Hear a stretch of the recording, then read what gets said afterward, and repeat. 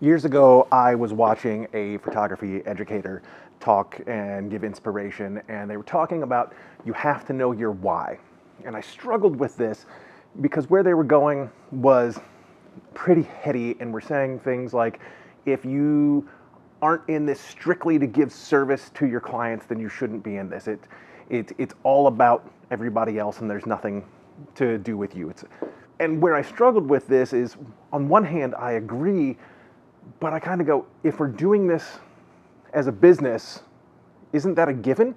Like, my job as a photographer, as a business owner, is to give service to anyone that I'm creating for. So I don't think that really counts as my why. And I had an epiphany like last week or something, finally, and I finally feel like I cracked it, and I I was able to articulate my North Star. What's my why? So first, let's talk about why it's kind of important to have your why and to articulate it. And I've always had my why. I've just never really been able to put words to it for me before. So number one is I have to create. Like, there's no ifs, ands, or buts around it. And I've always been that way. Like, from as long as I remember, uh, I have to be making something. So like when I was a kid, my mom put me on a t-ball team, and I liked hitting the ball, uh, but that was it. So they would put me like out in the outfield or whatever when the other team was up to bat. I could not have cared less. So I would pick up handfuls of dirt and throw them into the air just to watch what shapes they were making. Like, I was making something, I was creating. And I was a terrible student.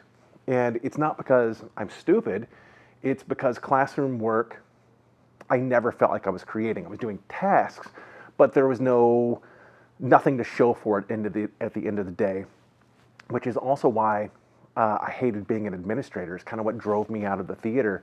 While I did design shows, I was also, dealing with trying to get to an empty email box at the end of the day. It wasn't me. Those moments, I wasn't creating anything.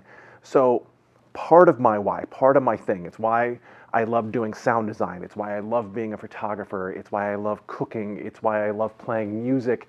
It's because I have to create. My why is a creator. And that even comes down to doing these videos, which I'm making something. And that's important to me. I am making things, whether it's with my photography, my music, these videos. I'm creating something and putting it into the world that nobody else can do because they're not me. And if I didn't do it, it wouldn't exist.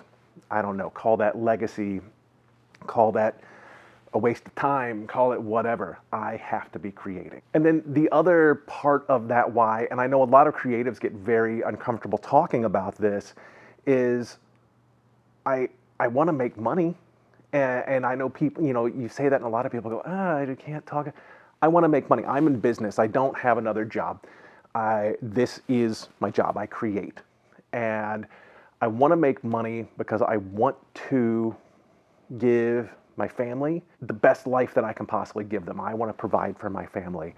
And that's my wife, that's my cats, that's my dog, that's my chickens, that's my mom, that's my stepdad, that's my sister, that's several friends that are, close enough that they just are family. I want to be able to provide for them in a stress-free way.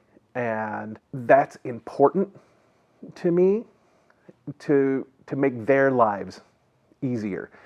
And I don't know, it's a driving force. And so if people look down on that and going, well, you want to make money, so that's, not noble or whatever, that's fine.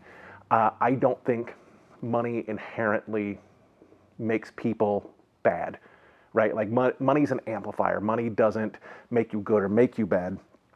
If you're already a crap person, having more money will just make you a more crap person most of the time. If you're a good human, money can amplify that good. Like, if I have more money, it's easier for me to donate to charities that I believe in, or support small businesses and any of those sorts of things. So that's a motivator. And back on the creation front too, just to backtrack that a little bit, if I wasn't doing this as a business, if I was just operating as an artist, then I do still feel like I would be giving service. I would be servicing me and my emotional needs, which is important, which is valid. But then, and I really kind of take the Rick Rubin school of thought to it, and it's like when I'm creating for me, I'm creating for me. That's it, and I'm gonna put that art out into the world, and hopefully, it resonates with somebody else. So at that point, I am giving service to the consumer of that art, and I think that's important for the world. I think that's my job as an artist, is to put things out that make people feel, that make people think, or that take people out of the world for just a few minutes. I always kind of took that as part of my job as a sound designer. Was my job is to take people out of their day-to-day lives for a couple hours a night. And as a photographer, I hope that I create pieces that people can get lost in. People, stop and stare at a piece and then look up and realize, oh, I've been standing here for 15, 20 minutes and just lost. So in that regard, even if I wasn't doing this as a business, I think that would be my job as an artist. I think that is service.